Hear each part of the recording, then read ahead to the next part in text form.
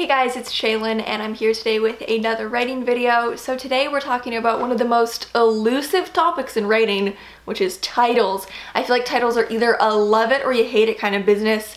There are people who either adore titles, they love coming up with titles, it's kind of like in their area of expertise, and then there are people who are like, titles are the bane of my existence.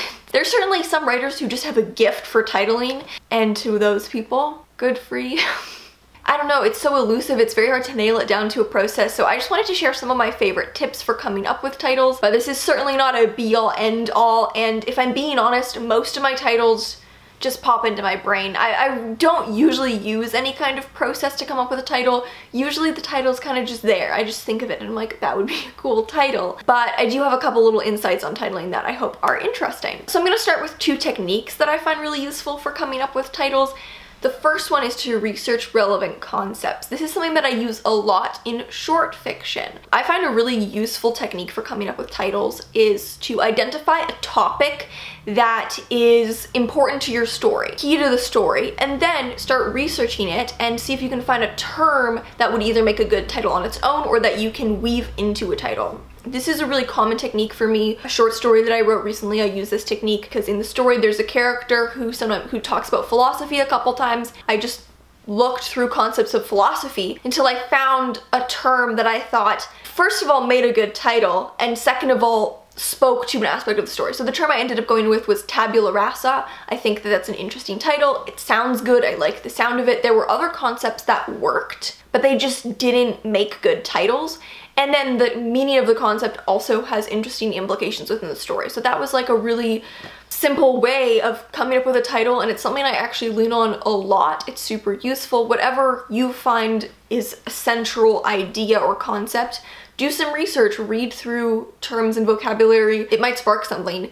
My novel actually I use this process, Honey Vinegar. In that book, the main character does herbalism, and so I knew that it would make sense to have a title related to herbalism, and I was reading an article on like contemporary witches. They were talking about oxymels, which is a way of preserving herbs in honey and vinegar to make them more palatable to administer. I remember thinking, oh, like Honey Vinegar would be a great title. It's related to a core concept of the story, which is herbalism, and then it also has multiple double meanings in the story. So this is like my tried and true go-to method.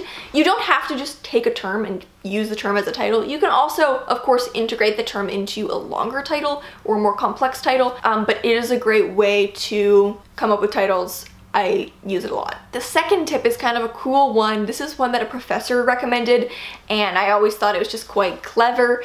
And what you do is you find the best line in the story, well, he would say the best line in the story, but the best line or a line in your story, rearrange it into a title, and then cut the line. I think this is how I titled my story, Hold Me Under Till I See the Light. That story was painful to title. It's the hardest story to title of any story I've ever written. It just didn't want to be titled. Nothing worked. And I find the longer I go without titling something, the harder it is to title. The deeper you get into a story, the more specific that title needs to be to fit exactly what you've written. If you pick a title early on, the story can kind of mold to fit the title. So I prefer to title things as soon as possible because it gets harder the later you go. And this story in particular, I got deep into the editing phase and I still didn't have a final title for it. I don't remember exactly what the line was, but there was a line that was almost like Hold Me Under Till I See the Light. It was very similar to that. I just cut the line and turned that into the title. That is like a last ditch resort. Like, there's nothing else I can do. I have no other options for titles. I will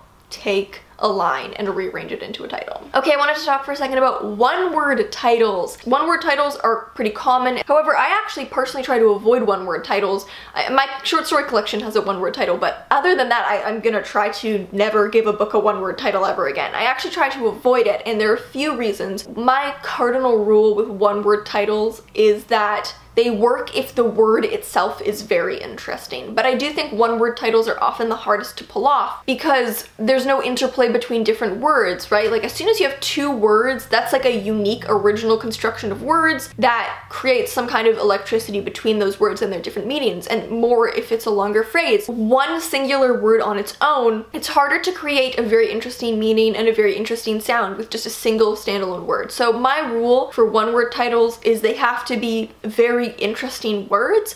They don't necessarily have to be odd words, they don't have to be unusual words, but they have to, on their own, kind of pose a question. For a while, I was like, no more one-word titles, I don't like one-word titles, and I kept titling stories one-word titles. Like, I think my collection has, how many one-word titles does it have? I mean, it's a one-word title. Wishbone, Barefoot, Solarium, Symbiosis. But I think those are all interesting words. I'm okay with them being one-word titles. However, it is something that I avoid because I just think it's harder to create inherent intrigue with just a single word, and I do think that's one of the qualities of a good title, is you hear it and you want to know more about the book. And I get that less with one-word titles. It's not impossible, but it's harder to pull off. I read an article that said that the most common title for short fiction is home. It's not a very strong word. When I hear that as a title, I have no questions about why it's the title. You know, words like summer or something is just not a very strong title. The other reason, and this is like a technical publishing-y kind of thing, why one-word titles can be trickier, maybe this isn't a factor to you, but if you do care about this, the marketability of your book, if you have a phrase like,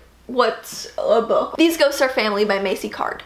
Great title. I love it. I hear that title, I immediately want to know more about it. Let's say I'm looking up the book and I don't know the author. If I search These Ghosts Are Family, the first thing that's gonna come up is this book. I'll double check that to make sure it's true. Yeah, the first thing that comes up is the Goodreads page, the Amazon page, an article about the book on The Atlantic. Everything that comes up for the first, at least the first page of results, is all this book. Okay, let's look at a book with a one-word title. It's actually a book I really enjoy, Betty by Tiffany McDaniel. Let's say I'm trying to look up this book and I don't know the author. I get Betty by Taylor Swift, the song. I get Betty Cooper, a TV series called Betty, more articles about Taylor Swift. Nothing about this book is on the first page. I do think it's just good to keep in mind if you want your book to be very easily discoverable, one-word titles are usually not unprecedented because it's a singular word and that word is a thing and it has a definition, and so when people look up your book, the first thing they find will not necessarily be your book. Again, there's nothing wrong with it, and if you love your one-word title, then keep it. This is just something to keep in mind. One thing that I really like to do with titles is to try and create a double meaning,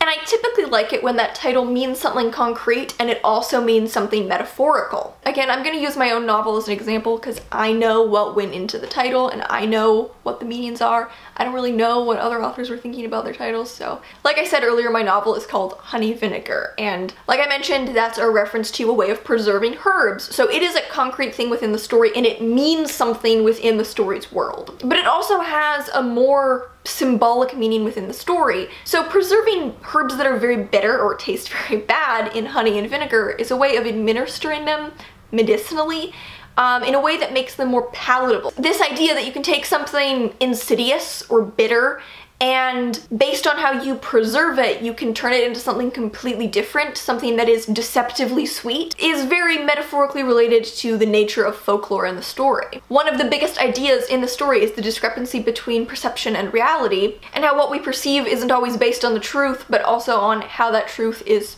preserved and presented to us. So there's a deeper meaning than just, she does herbalism, here's some herby things. And that's the kind of double meaning that I find I really like to create in my titles. I like it when there's a more clear, concrete meaning, so the title fits into the story's world, but also has a more resonant meaning. It means something symbolic. It's something that I even think of in a lot of my chapter titles. Another technique that I think works really well in titles is to create compelling contradictions. Titles that are inherently a little contradictory are usually also inherently intriguing because we want to understand how that contrast or that contradiction fits together. So I kind of use this technique in my current work in progress, Holding a Ghost. Ghosts are intangible and they don't have a body, so you can't hold one. And so there's a little bit of a contradictory nature to it. You want to know, okay, but how does one hold a ghost? What does it mean to hold a ghost? Like, why would one be holding a ghost? It seems like that's not something that's possible. And I think this idea of compelling contradictions or subtly subverting the expectation of a word can work super well. I think a really famous example of this, I actually haven't read it, is I Have No Mouth and I Must Scream by Harlan Ellison. Obviously, if one does not have a mouth, they cannot scream. There's that inherent contradictory nature, but it's not so contradictory that it feels impossible or forced. It just asks a lot of questions about the situation. That's a very charged title. I think it's a really effective one. Another great example of a bit of a contradictory title would be The Cure for Death by Lightning by Gail Anderson Dargath. You obviously can't cure death, death, right? Like, it's really something you can't come back from. So there's that contradictory element to it that is, I think, inherently very intriguing. I think it's good to ask yourself what you like in a title. What titles appeal to you? Like, make a list of your favorite titles and see what kind of patterns you can pick up on. It's okay to have like your own taste in titles. Different people are drawn to different things, and that'll probably give you a hint as to what you can think of when you're titling your own work. So I know that I tend to be drawn to longer titles. Some of my favorite titles are The Crown Ain't Worth Much by Hanif Abdurraqib. Hanif Abdurraqib is very good at titles, and also he's a poet, and I find that poetry titles tend to be a little different than fiction titles. You Exist Too Much by Zaina Arafat. I really like titles in first or second person. I think this one has a really nice sound to it, and it's just really compelling. Revenge of the Mooncake Vixen by Marilyn Chin asks so many questions to me. Who is the Mooncake Vixen? Why is the Mooncake Vixen getting revenge? I immediately want to know everything about this, and I think it's also a great example of a book whose title really captures its spirit. This book is very bizarre, like really weird, like one of the weirdest books I've ever read in a very charming way, and the title captures that. My favorite novel, History of Wolves by Emily Fridland. I really like this title, even though the title is a bit abstract in its application to the book.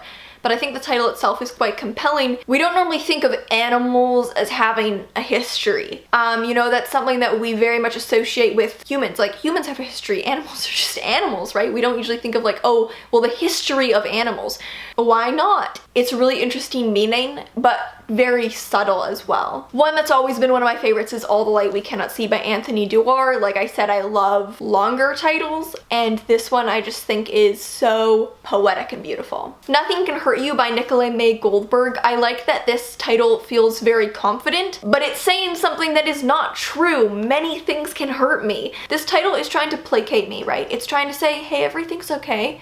You can't be hurt, you can't be harmed. Literally nothing can hurt you.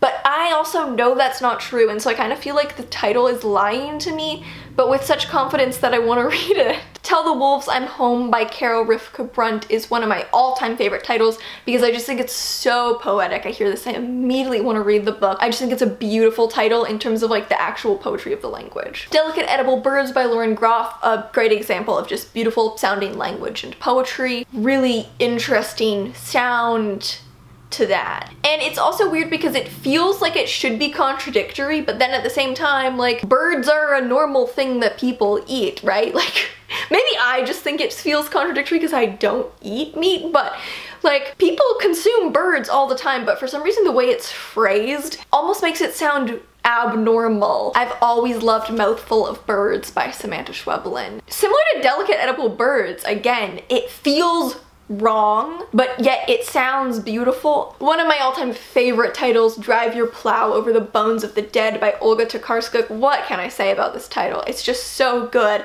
Beautiful example of a long title that can really carry itself. Split Tooth by Tanya Tagaq I think is punchy and short and effective.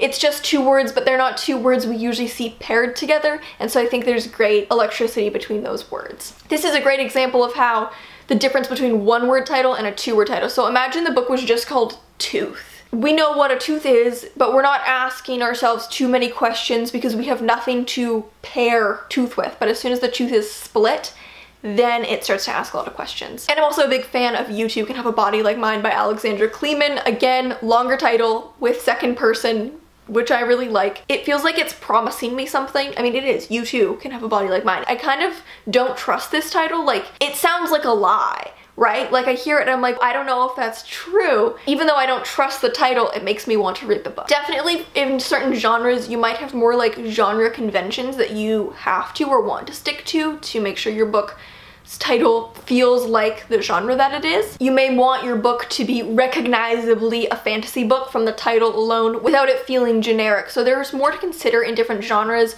As someone who pretty much just writes literary fiction, I'm not gonna tell you how to title your book for all genres because I don't really have experience with that. Looking at titles in the genres you write and making sure that your book doesn't have any distinct marker that throws it off. Like, if you're writing a like contemporary romance book and your title has like the word fire or dragon or throne, like, people are gonna think that it's a fantasy book.